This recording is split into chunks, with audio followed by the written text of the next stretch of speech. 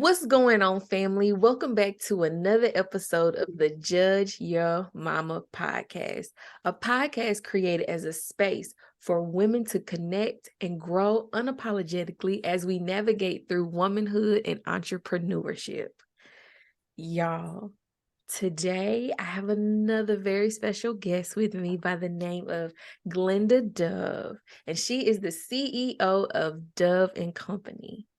Glynda helps business owners use paid social media strategies to generate more leads on autopilot. She has helped dozens of business owners sell their products and services, fill up their memberships, and increase their brand awareness with Facebook and Instagram ads. She makes sure her clients are aware their organic strategies can only take their stories and brands so far. Ensuring they are aware that a social media marketing plan includes paid strategies will help them reach the thousands of consumers waiting on their unique services and products. She does all of this while making no bones about letting her audience know that she puts her faith and family first. Y'all, give it up for Glynda Dove.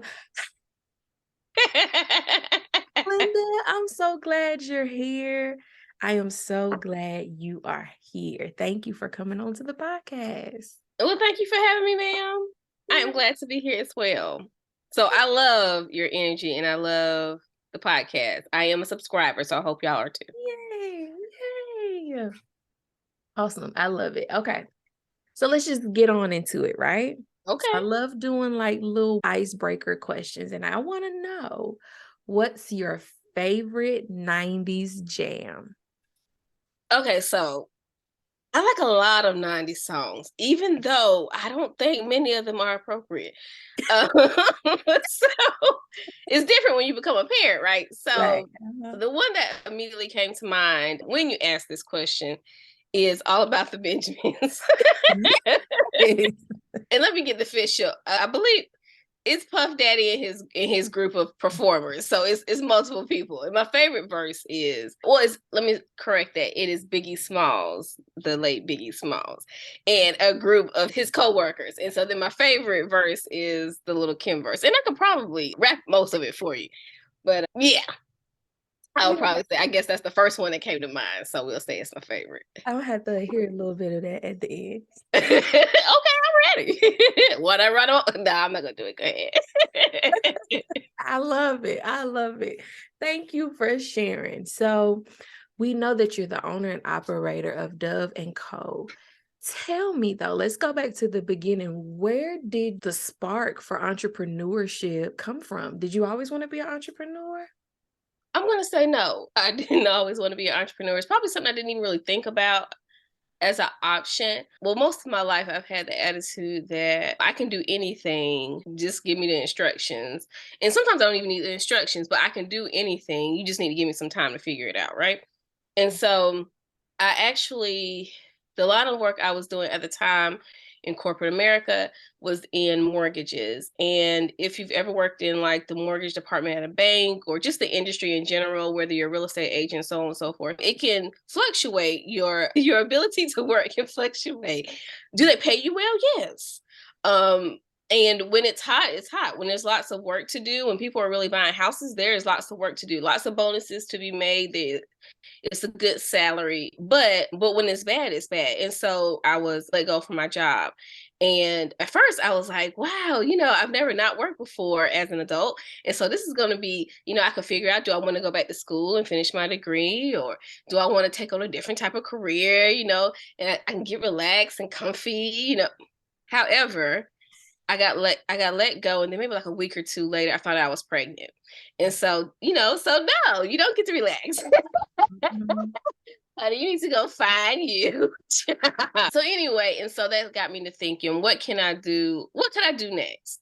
And I'll say that my sister and I had we talked like years ago about wouldn't it be neat for people to have like an assistant for their businesses that didn't work with them.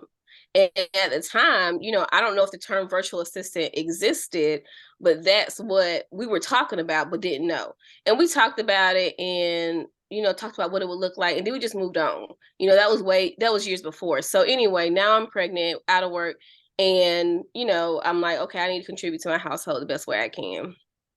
And so I started looking into this. My husband bought me a fancy new computer, top of the line for my anniversary, even though he probably should not have, because then I just had I was out of work, but he did. And so because I had said this thing to him, I was like, maybe I want to start a blog, and so saying out to say virtual assistant, blog, all of that was swirling in my head. And of course I was on the internet streets.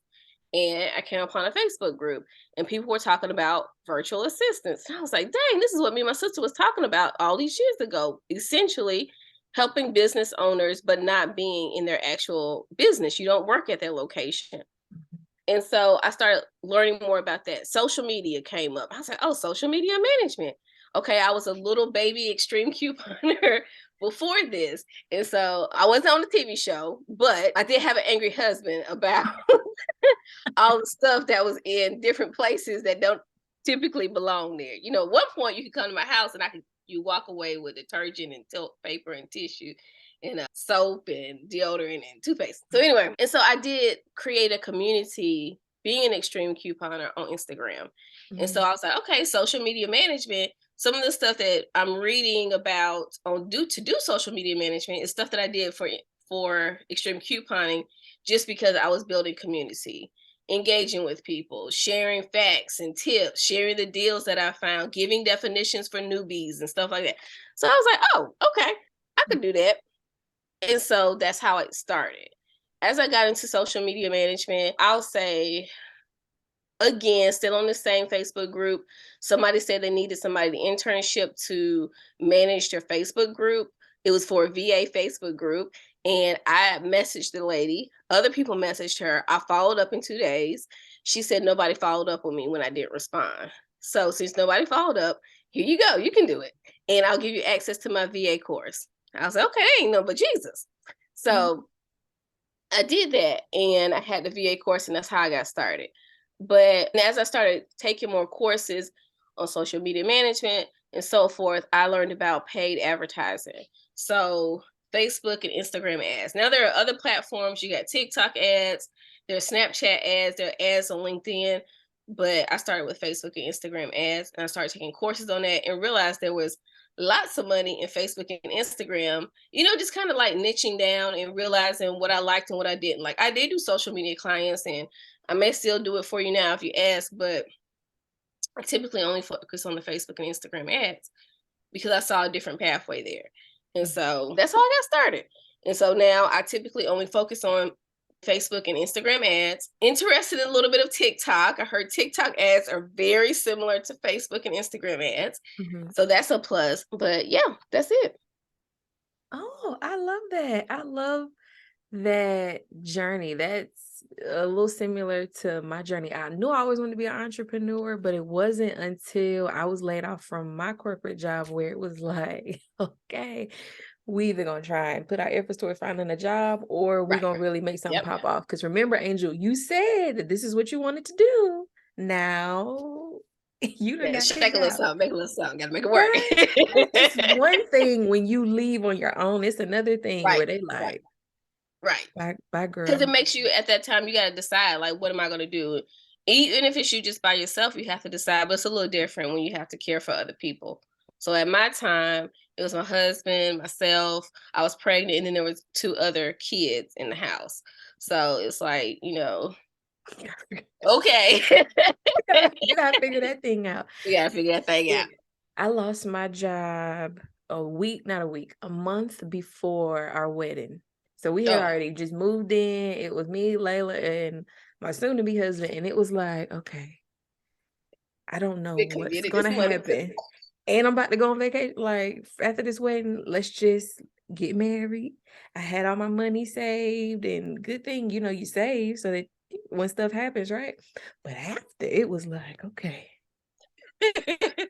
back to reality. You got to figure yourself out. So yeah, I understand that. Okay. So Facebook and Instagram ads, you've been focused on that for a while. Like, that's been, you said you kind of niche down and found your lane. Why do you think that's so important that we niche down and find, our lane when it comes to business? I'll say it's kind of like even if you have a corporate job, it's you gotta you like test it out and see if you want to do it. And I have a bonus son, and he's 17, and so next year he'll be a senior. And we've been talking to him about different things about like the real world and when you leave here. I think that he thinks when he turns 18 like it's just over. Now it's me. It don't really work like that. But to what you're asking, it's like you got to pick something, you kind of have to stick to it, and then you got to see like how does that work for you. For me, doing social media for people, I didn't like, or it was a lot for me to come in and listen to and figure out what to write for your captions. Why? Because I wanted to know about your business. And on the Clifton Strengths Finders test, that's like a personality test. Number 3 is knowledge for me. And so I like to read. I read lots of things. Even if I don't read books, I read lots of things on the internet. I like to know things. So to go in to your business and write the captions, now I got to read all the stuff about your business. I got to actually know it to me. Now, other people may have other ways they figure out how to write those captions, do it quickly. And it was taking so much time for me. And because I wanted to write in your voice, I wanted to write it in a way that people could really connect with you and not realize it was somebody else. And so when I heard about paid ads and I heard about the money that the girls were making from paid ads, I'm like, okay, well, Mm-hmm. okay, let's go do that. But also I like I like data and I like numbers, and I'm not a math person per se, but understanding that these click-through rates, how many times people click on this means what. I love a retargeting ad because I can now, you showed up on my Instagram page because right now I've got an Instagram reel that went viral. You showed up on my Instagram page to watch that viral video. Okay, you're gonna see an ad from me tomorrow because I set up a retargeting ad. And so you didn't know that you came you came here for one thing, but you're gonna leave with something else. And that's cool to me. That's really neat to me. So anyway, so it's important to niche down because you can't be, what is it, a jack of all trades and a master of none. You know, picking that one thing, and it allows you to gain more awareness, gain more knowledge about that one thing, become a master of that one thing. It allows you to be more specific when you talk to people. Being more specific can also allow you to go and command more income. You can be, you're a specialist now in this area, right? So yes, there's a place for general practitioners in the medical field, but there's also a place for OBGYNs and the asthma and allergy doctor. Right now, I need to go see the doctor about my asthma, but I found out there's actually a pulmonologist which specializes in things for the lungs, or you could just go to an allergy doctor. And I was like, okay, so hold on, what's the difference now? Mm-hmm. I just thought it was the asthma and allergy place in Charlotte. Now you're saying is a pulmonary specialist just for this? Okay, so what's the difference between the two?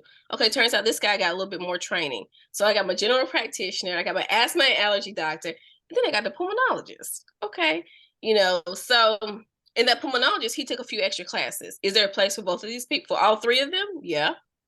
But they all have their place. And you just have to try. Maybe he was a general practitioner first, but he had an interest in respiratory conditions. And then he decided to take more classes. And now he decided to niche down to pulmonologist. Mm-hmm.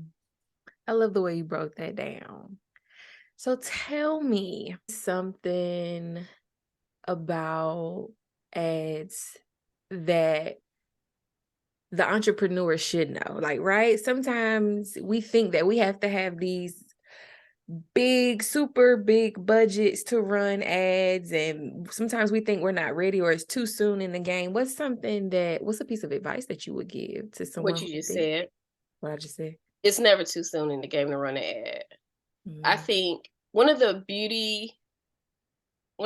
beautiful things about ads is it increases your celebrity, your authority.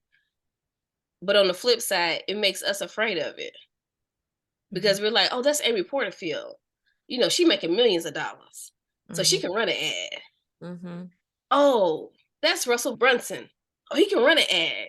He making millions of dollars. He created ClickFunnels. mhm, No, girl, you can run an ad too. You can run an ad too. It's $1 a day, at least $1 a day. And if you've got a marketing budget, then that's something that you can do. Will you get in front of thousands of people for $1 a day? No. But will you get in front of hundreds of people? Yeah. So I tell you that I've got 2,000 some followers on Instagram, and some of my latest content only has 13 likes on it. Mhm. How many people saw it out of 13 likes? Because it maybe 100 people saw it, but then only 13 like it. So it's like as you come down the funnel or the customer journey, which you have to think about it that way, the customer journey, as people land on my Instagram page, as they see my post, everybody that comes to my Instagram page is not going to look at my post. So maybe 200 people come to the page, 150 people look at the post, 75 people watch the video, 20 people decide to like it. Mhm. So the Instagram ad or the Facebook ad will allow you to reach more people than those 2,000 people that follow me. Because anyway, all of the 2,000 people aren't going to see my post just because of the way the algorithm is. So it's like a constant way for you to get in front of people. It's a way for you to twirl that sign outside the building and tell them about your Uh-huh. business. Some people gonna drive by, right? Some people gonna read the sign, right? And some people gonna go to the store. Mhm. And Mhm. that ad is it's a way for you to twirl your sign on the internet streets. But it's not just on the internet streets, it's in people's pockets. It's in their pocketbook. It's when the people take the phone to the bathroom, because they take the phone to the bathroom. It's when they take the phone to the bathroom. It's when they're changing a diaper. It's when they're sitting in the car waiting on their husband to come out the store. Oh, let me flip that. It's when my husband is sitting in the car waiting on me to come out of Target. I don't know why he keeps sending me in there. But it's like he wants to look at his phone, must be. But it's when you do it, when people are doing all those things, no longer do they have to be at the television to see you. Mhm. They could be doing anything. They could be on the bus making a commute to work. They could be sitting in the passenger seat on a train to their mama's house. You can be there with them. And the myth that people think is that it can't be me. I'm not big enough. But you should always have a marketing budget, even if it's super small. And if you don't have a marketing budget, you should get one. And you can definitely use ads because it only costs $1 a day. Now you got to be real about your expectations and what you expect to happen after that. Don't expect to get a ton of sales because that's not going to happen. But for $1 a day, you can get your face, you can get your brand, you can get your core values, your beliefs, you can get your framework, you can get your book me now, a link to somebody for $1 a day. Mm, okay. I like that. I You can like the tap way people come to your podcast, all of that. Mhm. But you gotta be Okay. realistic. Thank you. Thank you for sharing that. Because this is a side note. I'm doing a lot of different things. And I said, I know let me you had try this. a webinar yesterday. Yeah. So Oh, so yeah, I said I need to hit up Glynda, but oh I man. need to get my stuff in my marketing, and then I'm coming that way. Okay, so last question. Okay. What do you want to be known for? Once you leave this part of life, what do you want to be known for? Oh man, you just got real serious. So I would say that the real reason why I'm probably in entrepreneurship is because I really do want to help people. And I've always wanted to help people, even if it was corporate America. Like I do things in corporate America, but what will really make me happy is if I was doing something that actually helped somebody. Like even when I didn't like my mortgage job, I would try to think about the part of it that was helping somebody. That I'm helping somebody obtain home ownership, or I'm helping somebody, take over a home from where their parents were deceased and now they're taking this home over. I help somebody, move forward in their process of purchasing a home, their dream, right? And so that is, something that I desire, as far as like the niche or what area it's supposed to be in. I don't know what that may be. Today it's doing this, tomorrow it may be something else, but that is something that is always on my heart and mind to do. How can I help somebody else? Um, so that's what I would like to be known for. That I did. I love myself. Love yourself as you love your neighbor, but that I also love really good on my neighbors. I help them to do something better, which coincides with my number 3 Clifton strength of knowledge. I like to know stuff because I like to tell people stuff about it. Come on and learn this. Come on, let me share this with you. but um, but that's what I like to do. I like to help people, and I would love to be known for that. That's what I did. That I gave not all. I didn't give it all, but I did. I gave well and intentionally with my time and with my resources to help others. Mhm. I love that. I love that. And you wanting to love on others and help others speaks to how you even love yourself, like you said, how you love yourself and how you give it to yourself. So that's beautiful. Thank you for that. So before we end this episode, how can our audience connect with you? What do you have going on? So I have created this wonderful private podcast with some inspiration from some other people. And it's if you're not sure if you want to hire a Facebook ads manager, then you listen to this private podcast. And it's going to tell you what you need to know and why you shouldn't hire a Facebook ads manager, right? It's going to walk you through some questions you need to ask yourself before you're ready. And so you can head over to my website, Glynda Dove. So that's GLYNDADOVE.com/links.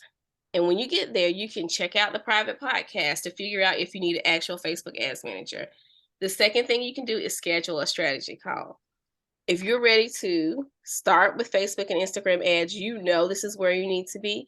You click that link and you schedule the strategy call. Before you get into my calendar, you'll have the opportunity to fill out an intake form so I can get to know more about you and your business, and we can actually know when we get on that call if we're a good fit and I'm able to help you move to the next step in your business. There's no point in wasting either of our time, so it's really important for us to get intentional about that communication. So yep, GlyndaDove.com/links.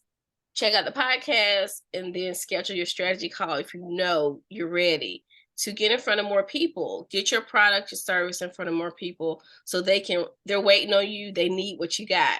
And Facebook ads is a great way for you to do that. Awesome. Thank you. And I'll make sure that I have all of those links in the show notes and in the description on YouTube and all of that good stuff so that they can get to you. Glynda, thank you so, so much for being on the podcast. I appreciate you. And y'all, she's our go-to for Facebook and Instagram ads. And it sounds like possibly soon in the future, TikTok ads. Hey, I guess so. I mean, the people there, they need me, right? That's it. That's it. But thank you so much. Judge Your Mama family. You already know what you got to do. Go ahead and follow Glynda for all of your Facebook and Instagram needs. And make sure you like, comment, and subscribe to the YouTube channel. And make sure you're following us on Spotify and Apple. And go ahead and leave a review while you're over there. I mean, let us know what you feeling like and what you love about the show. I appreciate y'all. And until next week, peace.